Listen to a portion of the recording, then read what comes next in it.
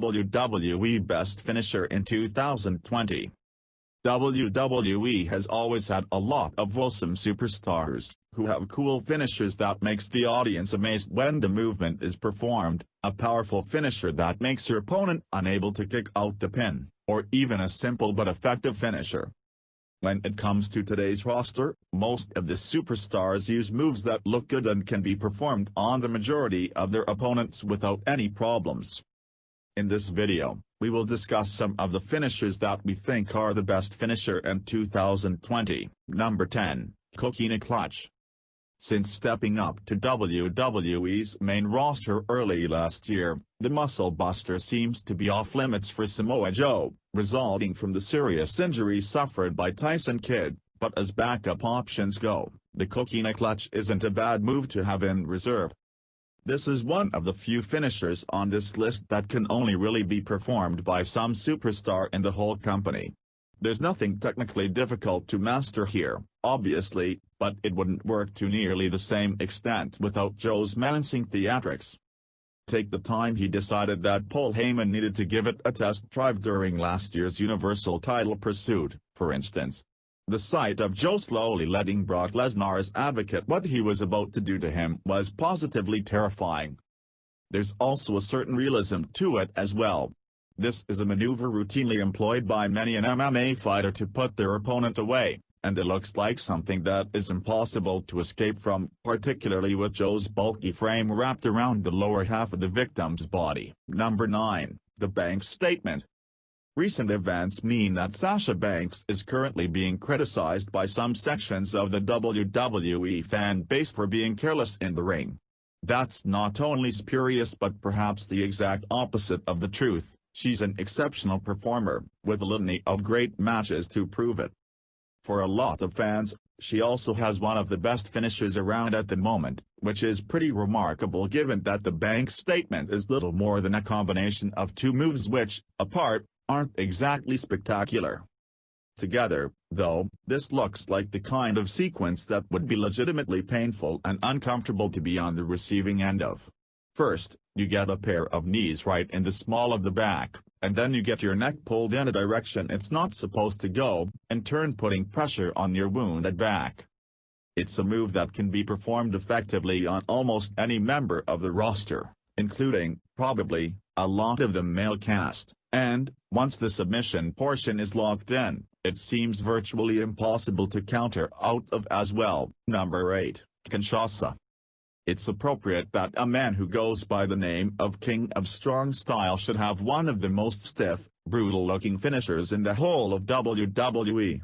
Nakamura's trademark Kinshasa is painful to watch, let alone receive. That's what makes it stand out from the crowd. It's incredibly strong. This move, at a basic level, involves the Japanese star kneeing opponents in the skull from a running jump. Were performed for real, there'd be casualties.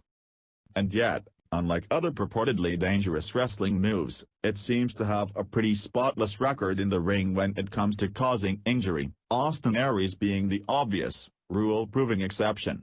It's perhaps safer than a great many other moves whose impact isn't nearly as great. Number 7, Phenomenal Forearm.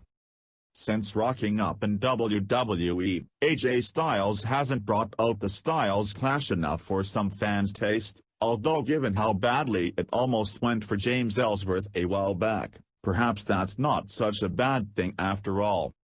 The Phenomenal Forearm, however, has proved an able deputy. It's not quite as impactful as AJ's other signature move, but it requires less obvious cooperation on the part of his opponent, and can be performed on wrestlers of all shapes and sizes. Apart from all of that, it's also incredibly fun. The former TNA star is one of few wrestlers in today's WWE who can actually get the crowd to stand to attention in the middle of a match. When he pulls off his glove on the apron, it's evocative of The Rock setting up for the People's Elbow. Obviously, it doesn't have the same out-of-nowhere quality as moves like the RKO and the Curb Stomp, but it's no less believable as a result. If you turn around suddenly and see someone flying towards you, at full speed with an outstretched elbow, there's not a lot you can do about it. Number 6, F5. The F5 isn't perfect.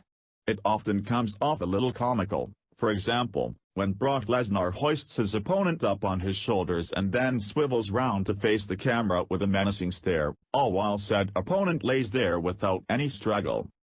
But that's nitpicking. In general, the move is spectacular, and performed by someone like the Beast incarnate, there's no end to its potential, either. He's capable of lifting just about anyone above his head, from Michael Cole all the way up to Mark Henry. It's also perfect for Lesnar's character, because it looks totally careless and almost a little clumsy. It seems like he doesn't care one iota where or how his opponent lands, and, quite honestly, that's a sentiment the man behind the character might well share. The former UFC star is one of few wrestlers to have been around for as long as he has. It was more than 20 years ago that he first burst onto the wrestling scene alongside Paul Heyman, without having to tweak his signature move. It's simply perfect the way it is. Number 5, Cuda Grace.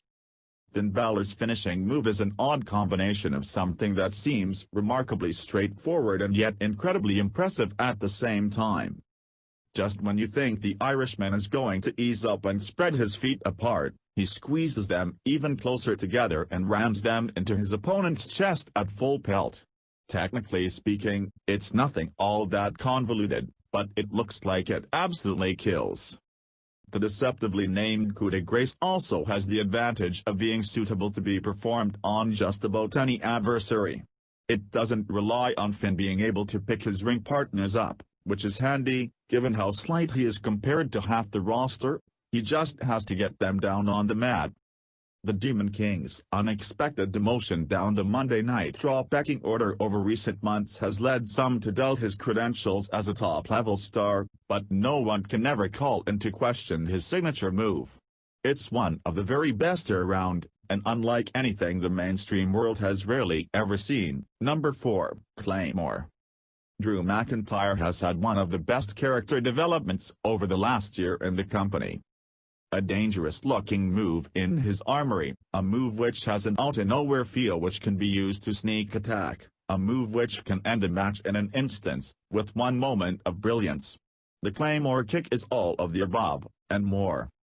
The Claymore kick involves McIntyre charging in, slide diving and hitting the head of the opponent so hard that you feel genuinely concerned for them. Moreover, the stark voice of the leg-hitting head makes it even more believable. The Claymore can be used on any type of opponent and showcases McIntyre's athletic ability to lift so high from the ground, something that doesn't seem obvious when you look at his 6 feet 5 inches, 265 pounds build. Number 3, RKO. The RKO, especially when called by a frightful Michael Cole, is perhaps the wrestling move that has done more for internet memes than any other. But that's only half the reason Randy Orton's finisher ranks so highly on this list. Above all, it's the spontaneity of the maneuver that makes it so thrilling.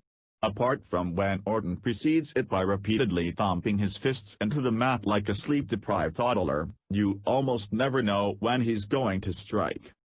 It's also incredibly versatile too. There doesn't seem to be a wrestling move in existence that the Viper can't in one way or another reverse into the RKO. Arguably the best example of which coming at WrestleMania 31, when he countered an attempted curb stomp by Seth Rollins. The only downside is that it's probably not great for Orton's famously troublesome back and shoulders for him to be landing on them at fairly considerable speed over and over again. Like Triple H in the pedigree, what looks great for us isn't necessarily great for the superstar. Number 2, Mandible Claw. Now, that's not to say there's anything wrong with Sister Abigail as a finisher. In fact, I would argue it's a move that will forever be linked to Bray Wyatt in wrestling, simply because he was the one who essentially popularized that move. As the sadistic Firefly Funhouse host, and the Fiend character, Mandible Claw is a finisher that represents his character. The Mandible Claw is the kind of move that makes audiences a bit uncomfortable. It looks rough and rugged, rather unlike what we usually come to expect from a precisely executed WWE finisher. If you tie that in with the fact that it allows for a close-up of a fan-favorite superstar being brutally rendered unconscious by a veritable monster in a horrifying mask, then it just seems to be the perfect finisher for Wyatt's new persona. Going forward, I think that means WWE would be wise to keep the mandible claw as the move of choice for this new version of Bray Wyatt. Keep Sister Abigail in his repertoire of course, but only use it for the big occasions that deserve an extra pop. Number 1, Spear. The spear to Roman Reigns is what the hammer is for Thor, a weapon seemingly born to be grasped by him. An elite finishing move is an important part of the total WWE superstar package, and Reigns already has his. It's not just that the spear is a great finishing move but that Reigns hits it so fantastically that it has helped make him a dominant force, a crowd-pleasing warrior. The move's versatility and simplicity merge with his power and energy to create a move that is arguably the best in the WWE today. Of the multitude of WWE experiences fans can have, watching Reigns leave his feet to deliver a spear is among the most powerful. The following is a look at the components that make Reigns' finisher so effective and so compelling. Thanks for watching guys. What do you think? Let me know in the comment below. If you enjoy the video, make sure to leave a like, subscribe, and turn on post notifications. And see you on the next video.